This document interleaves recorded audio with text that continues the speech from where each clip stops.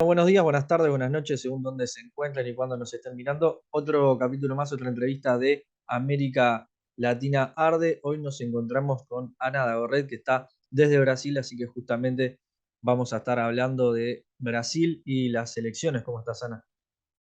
¿Qué tal, Nico? ¿Cómo estás? Un saludo para todos también. Bueno, primero preguntarte, obviamente, a 10 días de las elecciones, ¿cómo está el clima? ¿Cómo se vive? ¿En qué ciudad estás? También para ver un poco el contexto y cómo se está viviendo el clima electoral. Bien, bueno, yo estoy en Arraial do Cabo, que es una ciudad que está al interior del estado de Río de Janeiro. Es una ciudad que, para que se den una idea, en el 2018 Bolsonaro llegó a sacar alrededor del 70% de los votos. En toda la región de los lagos, que es donde está ubicada la ciudad de Arraial do Cabo, Bolsonaro tuvo en el 2018 una votación bastante importante, un acompañamiento bastante importante. Probablemente en esta oportunidad veamos como, digamos, una tendencia similar y incluso creo que esa tendencia se puede repetir en todo el estado de Río de Janeiro, porque bueno, hay que recordar, Río de Janeiro es el estado donde Jair Bolsonaro empezó su carrera política, entonces, digamos, donde tiene su corral electoral, por decirlo de alguna manera, ¿no? Así que bueno, en principio eso en cuanto a lo que se ve inclusive en las calles, porque un poco por el favoritismo que tiene el presidente en el estado de Río de Janeiro, pero otro poco también por el miedo que se está palpitando, que es uno de los factores determinantes en esta elección, es que vemos en las calles no una militancia organizada, pero sí mucha gente por ahí de repente haciendo campaña para la reelección del presidente. Eso es algo que también, a diferencia de la elección pasada, está cambiando, ¿no?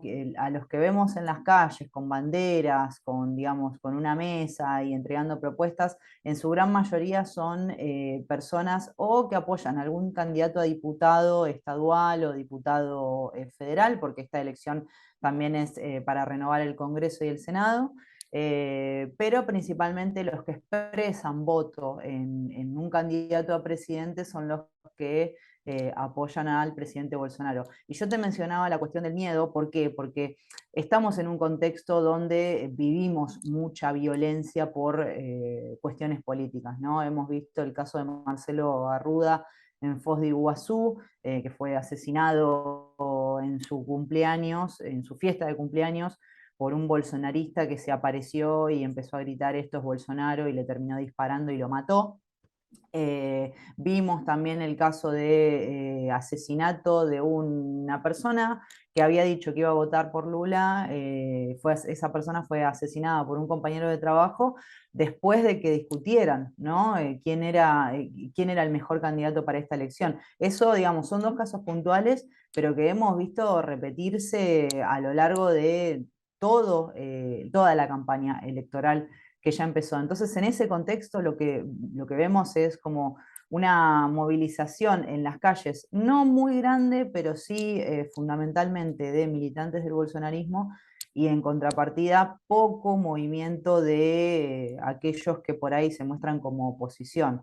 No porque no haya apoyo, porque también hay que pensar que la convocatoria a la calle no necesariamente se traduce en votos, ¿no? Lo hemos visto en Chile, lo hemos visto, bueno, en otros contextos también, sino porque la gente tiene miedo de decir voy a votar por tal o cual candidato, siempre y cuando el candidato no sea el presidente, ¿no? Ujú. Sí, vos lo planteabas en una nota, el tema del miedo, el miedo como un factor bastante determinante de esta elección, y te lo enganchaba con esta pregunta, ¿no? El tema de que se habla del trumpismo sin Trump, y si se puede hablar de un bolsonarismo sin Bolsonaro, porque en un momento capaz no tenía tanto aparato estatal ni militante, pero sí deja, digamos, las consecuencias políticas y sociales de toda una prédica de discursos de odio, de obviamente de censurar periodistas, decirle cualquier cosa, y que se termina traduciendo en el día a día de dos personas que una mata a la otra y generalmente es un bolsonarista contra un petista o alguien de izquierda o lo que sea. La otra vez también subieron una noticia de que alguien vio que tenía un pegotín de Lula en el auto atrás y lo fue a chocar y se Una terminó pegando. candidata a diputada Ahí va. en el sur, sí. Entonces, ¿cómo ves vos, digamos, más allá de las elecciones, más allá del resultado que sea? No es hacer futurología, pero sí cómo ves a la sociedad en cuanto a esos resabios que puede tener, o esos gérmenes incluso de discurso de odio.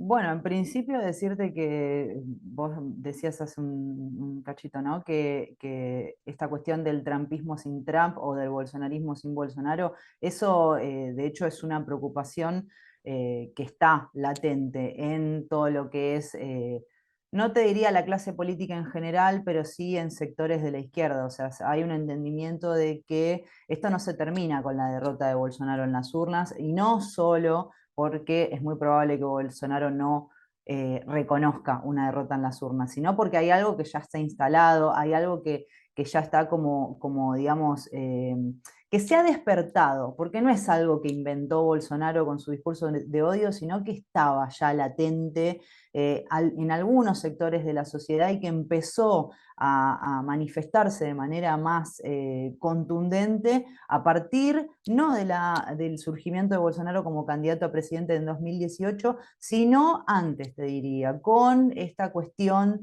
del golpe parlamentario contra Dilma Rousseff, en donde eso, digamos, surge en un contexto de discurso, ¿no? De lo que es combate a la corrupción, en un contexto también donde empieza como a tomar más protagonismo lo que fue la Operación Lavallato, que después se supo, ¿no? Que fue un fraude justamente para tratar de deslegitimar y para alcanzar principalmente al expresidente y hoy candidato Lula. Pero que es algo que ya empezó como a alimentarse en esa época empezó a tener como más consenso ese tipo de discursos, ¿no? Se escuchaba en esa época decir, por ejemplo, que los aeropuertos estaban pareciendo terminales de colectivo porque nunca se había visto tanto negro en los aeropuertos, por ejemplo. Eso no lo inventó Bolsonaro, eso es Claro. una frase que se ha dicho mucho en el año 2012, 2013, antes incluso, que justamente coincide con el momento de mayor crecimiento económico y más que el crecimiento económico de mayor distribución de la riqueza en Brasil, ¿no? Entonces, digamos, esos discursos, si bien encontraron en Bolsonaro digamos, una fuerza mayor, eh, eso, como te decía, no es que se termina con la derrota del bolsonarismo, sino que hay algo mucho más profundo, mucho más estructural, que hay que abordar como de una manera más integral, ¿no? No se trata solamente de derrotar a Bolsonaro en la elección para terminar con el bolsonarismo. Eso va a seguir porque incluso están los hijos de Bolsonaro también, Sí. actuando los tres en política. Digamos, también hay toda una serie de representantes del Poder Legislativo que hoy por hoy están buscando su reelección, que también, digamos, han surgido a partir del surgimiento de Bolsonaro como figura política en este país. Entonces, bueno, digamos, hay un contexto que estaba latente y que se empieza como a manifestar de manera más contundente con Bolsonaro en la presidencia y que, digamos, no se termina el 2 de octubre o el 30 de octubre en caso de que haya segunda vuelta, ¿no? Claro. Sí, justamente la otra vez estaba escuchando en un podcast que no me acuerdo cómo se llamaba, pero estaban hablando sobre la política argentina incluso antes del atentado a Cristina, ¿no? Y un periodista planteaba la preocupación de las élites empresariales, justamente, de decir, ojo con esto que se le está haciendo a Cristina, ojo con el juicio, porque, y ponían de ejemplo a Brasil como diciendo, bueno, fueron por Dilma, después vino un Temer, lo que vos quieras, pero después aparece un Bolsonaro, ojo con lo que cuaje después porque es un tipo que tampoco le da estabilidad a las grandes élites, digamos, incluso desde un punto de vista más capitalista clásico, no sé cómo ves ahí, pero digamos, la zona, bueno, de Río de Janeiro, también la gran industria de San Pablo, ¿cómo está, cómo lo está mirando Bolsonaro en este momento, no? Y bueno, en principio te podría decir que hay gran parte del mercado financiero más que nada y gran parte de la élite política y económica de este país que apoyan la candidatura de Lula básicamente porque hay un convenio entre el Partido de los Trabajadores y demás partidos de derecha, lo cual a ellos les garantizaría que no habría radicalidad entre a lo que apuestan es a que el tercer gobierno de Lula, en caso de haber un tercer gobierno de Lula, pueda mantener las estructuras que a ellos lo sostienen dentro de esta matriz económica y que de alguna manera pueda resolver la crisis social y económica que también los perjudica, ¿no? Porque, digamos, en un contexto de economía interna, si la gente no tiene dinero para consumir, entonces los que se terminan perjudicando también son los empresarios que actúan en ese país. Uno de ellos, por ejemplo, es Luciano Hang, que tengo entendido ahora que es candidato a senador por el estado de Paraná y es uno de los empresarios que más se ha visto perjudicado a lo largo de los 4 años de gobierno de Bolsonaro, solo que a diferencia de la gran mayoría de la mayoría, no de la gran mayoría, de los empresarios y del mercado financiero y de la élite económica de este país, está apoyando al presidente Bolsonaro. Entonces, digamos, si bien hay un contexto que nos muestra que hay un apoyo a la figura de Lula para que dispute un tercer mandato, también es cierto que hay otros sectores que forman parte de esa élite que son minoritarios, porque eso está quedando claro, sobre todo quedó claro en los últimos meses, ¿no? Antes de que empezara la campaña, que apoyan al presidente Bolsonaro en su intención de concurrir por un segundo mandato, porque bueno, hay sectores específicos que sí se beneficiaron con la política, sobre todo con la política económica del gobierno Bolsonaro. Uno de esos sectores, por ejemplo, es el sector del agronegocio, que ellos se han visto beneficiados con la desarticulación de las políticas ambientales y con ello han podido como garantizar más impunidad en lo que es el cometimiento de crímenes ambientales, en el asesinato de indígenas en tierras preservadas. Hay sectores que apoyan al bolsonarismo, pero bueno, lo que pareciera ser, incluso por las alianzas políticas que ha tejido Bolsonaro en esta campaña de la reelección, ¿no? Que no son mayoritarios. Eso de alguna manera es gracias a, como te decía, la coligación que se llama, el acuerdo que ha hecho Lula con algunos partidos de centro y de derecha, que es lo que, en caso de que Lula pueda llegar a ganar la elección, le va a garantizar, al menos en un primer momento, la gobernabilidad. Esperemos que sea así. Claro.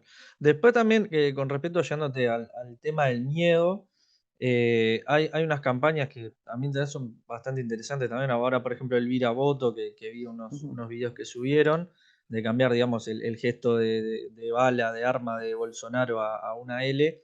Sí. Y después también el del fantasma del comunismo, que es bastante interesante, de que, digamos, él aparecía como el fantasma del comunismo y venía a interpelar todo lo que supuestamente dice Lula o se hizo, ¿no? Pero, ¿cómo está, digamos, también ese factor? Porque no es un tema ya ni es político ni ideológico, sino que se está, digamos, como debatiendo casi que entre mitos y cuestiones, pero lo planteaba ahí. ¿Cuáles son, digamos, a tu entender, los mayores mitos que se le puede, digamos, achacar a Lula y que le pueden jugar en contra a la hora de la campaña? No sé, por ejemplo, decirte que va a desarticular la familia, que ahora te van a tener dos autos y te van a quedar con uno, como pasó, por ejemplo, en Chile ahora con el plebiscito. ¿Cuáles son, digamos, esos mitos que andan en la vuelta? Bueno, en primer lugar, la cuestión de la corrupción es algo con lo que la campaña de Bolsonaro viene insistiendo mucho, porque bueno, es básicamente como el gran argumento que ha, primero que se la ha llevado puesta Dilma en el 2016 y después que fue el gran argumento que lo mantuvo a Lula preso más de 500 días. El bolsonarismo viene haciendo una campaña muy fuerte con eso. Y bueno, es algo que, digamos, cuesta como bastante conversar con las personas que de alguna manera se niegan a votar, dicen negarse, ¿no? A votar por Lula o que incluso defienden, personas que defienden a Bolsonaro, incluso en un contexto en el que últimamente, en los últimos días salió una investigación de UOL y de Folia de San Pablo sobre la compra de 51 propiedades con maletas de dinero por parte de la familia Bolsonaro en los últimos 30 años, digamos. Esa cuestión de la corrupción que hoy por hoy atormenta a la familia Bolsonaro, no se cuestiona, la está empezando a cuestionar ahora la campaña del Partido de los Trabajadores, porque bueno, estamos a menos de 2 semanas de las elecciones, y bueno, y lo que se busca, la mayor intención de la campaña de Lula es tratar de garantizar que la victoria sea ya en primera vuelta, porque si no, eso le daría a Bolsonaro 30 días más como para hacer lo que sea que tenga a mano como para tratar de revertir una derrota que ya se ve como imposible de revertir, ¿no?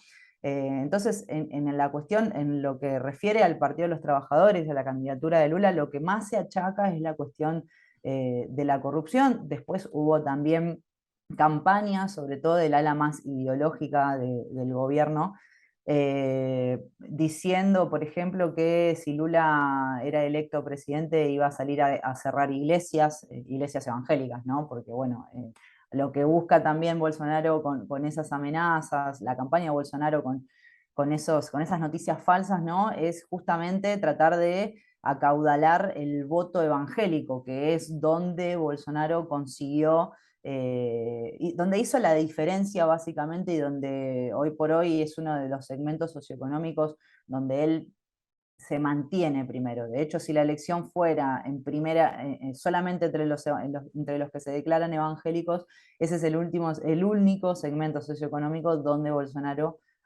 podría ganar en primera vuelta. Entonces se apeló mucho a la cuestión religiosa también.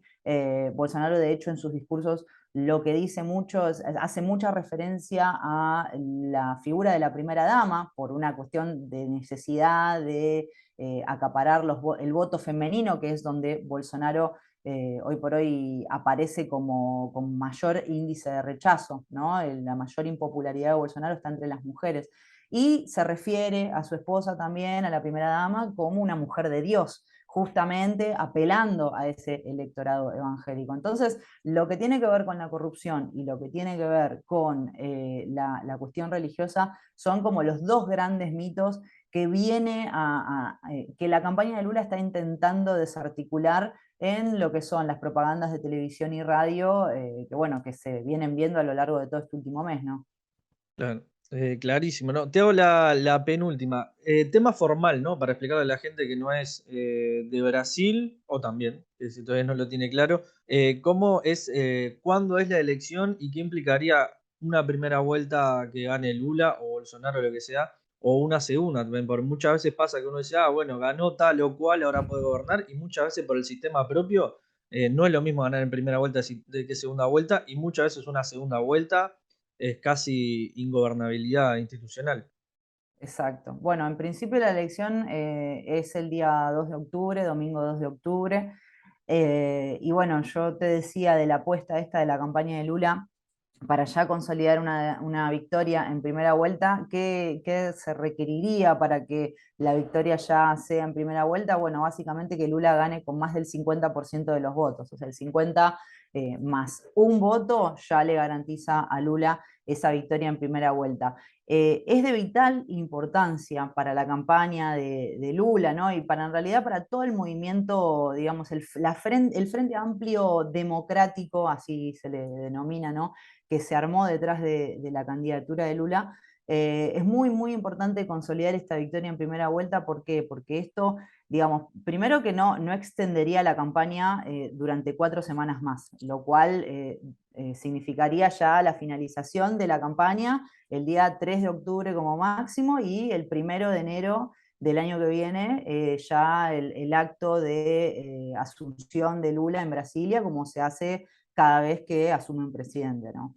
Y bueno, ¿por qué es de vital importancia esto? Porque básicamente lo que el bolsonarismo viene haciendo para tratar de forzar una segunda vuelta tiene que ver con toda una campaña de mentiras, toda una campaña incluso de utilización de la estructura del Estado en beneficio de la campaña electoral del presidente. Por ejemplo, lo vimos el 7 de septiembre, día en que Brasil cumplió 200 años de su independencia, que fue básicamente un comicio electoral, como se le llama acá, o sea, un acto de campaña que el presidente hizo con dinero estatal en Brasilia y en Río de Janeiro, y que también le valió, justamente por el rechazo que generó a ojos, ¿no?, de la ciudadanía, una cobertura mediática amplísima en los principales medios de comunicación del país. Otra de las cuestiones, por ejemplo, el viaje que hizo Bolsonaro a Londres para participar del funeral de la reina de Inglaterra, también lo terminó, digamos, utilizando como un viaje de España, en donde él estuvo en la embajada de Brasil en Londres, haciendo discurso político, dirigiéndose a su base militante que estaba allí presente, su base militante que incluso llegó a agredir periodistas y manifestantes que estaban participando en manifestaciones contrarias a la presencia de Bolsonaro. Digamos, ¿por qué esto es importante? No solo porque Bolsonaro viene utilizando la estructura del Estado para hacer campaña, junto con una campaña enorme de noticias falsas. Yo te mencionaba la cuestión del cierre de las iglesias. También lo que ha hecho Bolsonaro es justamente tratar de disponibilizar dinero en lo que fueron aumentos de subsidios para las poblaciones más pobres, para tratar justamente de comprar el voto de esas personas. Hubo toda una serie de medidas que tendieron justamente a reducir el precio de la gasolina. Bolsonaro viene haciendo una campaña muy fuerte en los últimos días en relación a que Brasil tiene la gasolina más barata en todo el continente, que eso se debe básicamente a una serie de medidas que ha adoptado el gobierno, una serie de medidas económicas, que una vez que termina la elección, lo que va a generar es un aumento disparado del precio de la gasolina, que va a terminar perjudicando a toda la cadena productiva, porque bueno, sabemos, aumenta la gasolina, aumenta el precio de los alimentos en los supermercados, y los que terminan estando más perjudicados en esa situación son las poblaciones más pobres, digamos. Entonces, en ese contexto, la importancia de una victoria en primera vuelta es justamente para no extender más la campaña política y digamos, permitirle a Bolsonaro que siga exprimiendo al Estado, sino también es importante porque una victoria en primera vuelta a la campaña de Lula le daría una legitimidad muy difícil de contestar por parte de Bolsonaro. Sabemos que Bolsonaro viene insistiendo con esta cuestión de que si él no gana las elecciones, entonces significa que las urnas fueron alteradas.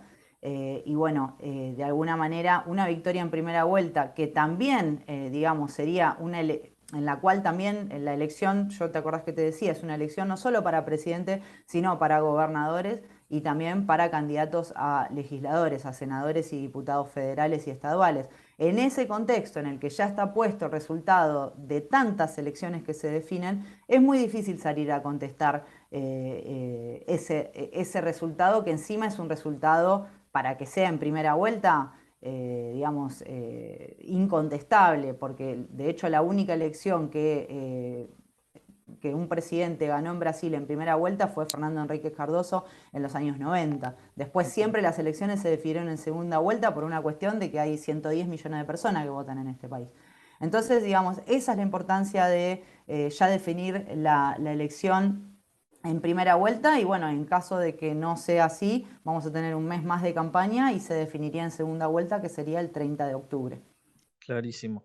Y con respecto al peligro de golpe o no reconocimiento de Bolsonaro, algo dijiste ahí por arriba, pero ¿es tan real, es tan palpable, lo ha manifestado? ¿O también ese análisis de cómo él ha actuado durante toda su presidencia?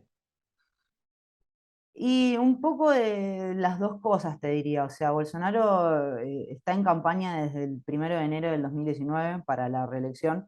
Desde entonces viene amenazando reiteradamente con dar un golpe de Estado, algo que nunca sucedió hasta ahora, pero que no sabemos cuál es el potencial de que No que eso se consolide, porque eso ya sería muy difícil, pero que haya un intento de golpe y la verdad que por lo menos es a lo que él apuesta, digamos, porque yo decía que no hay posibilidades de que se consolide, bueno, porque de haber un golpe o un intento de golpe, ni la Embajada de Estados Unidos ni el mercado financiero apoyarían esa aventura golpista, con lo cual, y nosotros siendo latinoamericanos, conocemos bien, ¿no? Estas cuestiones. Si no hay apoyo de la embajada, no hay golpe que pueda concretarse. En todo caso, puede llegar a ser un intento de golpe que pueda dar errado, ¿no? Como dicen acá. Pero también lo que hay que tener en cuenta es que ese discurso sirve, ese discurso de, digamos, amenazar con no reconocer el resultado de las elecciones, se da en un contexto en el que hay una militancia organizada que no es mucha, pero que sí es muy ruidosa y que está armada, ¿sí? En un contexto donde esa gente viene, digamos, consumiendo una serie de informaciones que le dicen que Bolsonaro tiene que ganar en primera vuelta. Si esa gente, que es peligrosa, que no son muchos, pero que está armada, recibe un resultado que no sea el resultado mentiroso que le están mostrando del otro lado, y probablemente lo que vamos a ver es no solo un Bolsonaro contestando el resultado de la elección, sea cual sea, porque, digamos, no hay ni siquiera posibilidad de que Bolsonaro diga, no, bueno, felicito al presidente electo Luis Ignacio Lula da Silva, y muchísimo menos que lo veamos pasándole la falla, ¿no? Como le dicen acá, el 1 de enero del año que viene. Ojalá me equivoque, me encantaría estar equivocada en esta cuestión, sería algo muy divertido de ver también, a Bolsonaro pasándole el mando a Lula. Pero digamos, en ese contexto la contestación de la elección puede darse independientemente de los apoyos que tenga Bolsonaro, por una cuestión de que, y si repasamos la historia del bolsonarismo, esto queda muy claro, donde mejor se encuentra, donde más cómodo se halla el presidente y su tropa es dentro de una situación de caos. Entonces a ellos básicamente lo que les interesa es generar algún tipo de caos, y para eso, digamos, están instalando este discurso de que si Bolsonaro no gana en primera vuelta es porque algo raro hubo en el Supremo Tribunal Electoral, ¿no? Así que bueno, falta poquito, vamos a estar atentos a lo que pase. Tal cual. Ahora sí, todo la última, Ana. También es llamativo, o por lo menos desde acá, de Tierras Uruguayas, cómo se han metido en campaña los artistas, ¿no? Que es algo bastante general, pero sí, muchos artistas, jugadores de fútbol, todavía ha resaltado lo que fue, digamos, la opción de Anita, que ella se declaró que no era petista, pero sí se metió de fondo, y a su vez es un artista ya ahora de trayectoria mundial, de alcance mundial, Ujú. y que se meta es muy importante. Pero estaba viendo en Twitter unos jugadores, no me acuerdo si uno fue del Flamengo, que se pronunció a favor de Lula y otro puso que estaba en contra, y él le contestó con una frase: yo niño pernambucano. Y en los toques se ve mucho a favor de Lula o en contra, o a favor de Bolsonaro no he visto mucho, pero sí una cuestión muy de frente que acá no se ve. Jugadores de fútbol, artistas que se pronuncien de esta manera, digamos, por un candidato, son contados con los dedos. ¿Eso es usual en Brasil o se ha intensificado por también el clima electoral y político que hay? Mira, en relación a los jugadores de fútbol, sí te puedo decir que no es habitual. Yo lo he visto, por ejemplo, a Felipe Melo defender y sacarse fotos con el presidente y candidato Bolsonaro, pero después no es normal, no es común que un jugador de fútbol adopte un posicionamiento político, porque en realidad generalmente es gente que no está muy por dentro de las cuestiones políticas, ¿no? Eh, Ahora, en relación a los artistas, sí te puedo decir que es más común porque el bolsonarismo, tanto en campaña en el 2018 como durante los 4 años que fue gobierno, se ha como ensañado bastante contra los artistas. ¿No? Porque bueno, se hablaba mucho acá en una época, en la época en que gobernaba el Partido de los Trabajadores, existe todavía lo que se llama Ley Rouanet, que es una ley que establecía que los artistas brasileros tenían, digamos, como ciertas facilidades para negociar contratos para dar espectáculos con los gobiernos estaduales, municipales y gobierno nacional también, porque bueno, por una apuesta justamente para invertir, para que el Estado invierta justamente en esos artistas, ¿no? Como dándole, digamos, más importancia a lo que es el arte en un contexto donde, bueno, sabemos, existen muchísimos artistas en este país. Entonces, a partir de esa política hubo muchos artistas, Chico Buarque, Caetano Veloso, bueno, Mano Brown, muchos artistas que, sobre todo más ahora, ¿no? En este contexto de persecución y de ataques contra artistas que han criticado alguna vez al presidente, hubo mucho del bolsonarismo de ensañarse con esa gente. Entonces, lo que terminó generando fue un reagrupamiento detrás de la figura del expresidente Lula en esta candidatura. Te diría no solo artistas, sino personalidades importantes de los medios de comunicación, youtubers, influencers, que por ahí en algún momento al criticar alguna declaración del presidente o incluso al posicionarse políticamente por alguna de las tantas barbaridades que hizo Bolsonaro a lo largo de sus 4 años como gobierno, se han visto atacados por esa militancia bolsonarista, que sabemos que encima es muy agresiva, sobre todo a través de redes sociales, ¿no? Amenazas de muerte, digamos, cuestiones serias, graves, que bueno, que lo que han terminado generando es que esa gente hoy por hoy declare apoyo en el candidato Lula, ¿no? Tal cual. Bueno, Ana Laura Dagorret desde Brasil. También tuvimos acá la entrevista del Manual Breve de Geopolítica, que es coautor de ese libro, que es un libro recomendado y pueden ir a ver la entrevista. Que también tenemos que organizar la entrevista con Fernando también, que tenemos que repetir para eso. Pero ¿dónde te seguimos y dónde te leemos? Que no solo también analizás sobre Brasil, sino sobre coyuntura internacional. Bien, bueno, yo escribo para la agencia ARG Medios, para la agencia PIA Noticias también, eventualmente hago colaboraciones para La Tinta de Córdoba, así que bueno, en esos medios de comunicación seguro, pero bueno, en redes sociales también yo estoy en Twitter como Ana Dagorret y en Instagram como Ana con 2A al final, Dagorret. Así que ahí yo siempre estoy compartiendo los materiales que voy escribiendo y demás. Así que súper invitados, invitadas a comentar ahí, a compartir y a cuestionarme también, porque de eso se trata también, ¿no? Compartir, tal cual, tal cual. En Periferia también te subimos los artículos, pueden leerlo ahí. Así que bueno, vamos a estar conversando en breve también, ojalá con una victoria de Lula en primera vuelta, sino también analizando la segunda vuelta. Muchas gracias, Ana, por tu tiempo. Gracias a vos, Nico.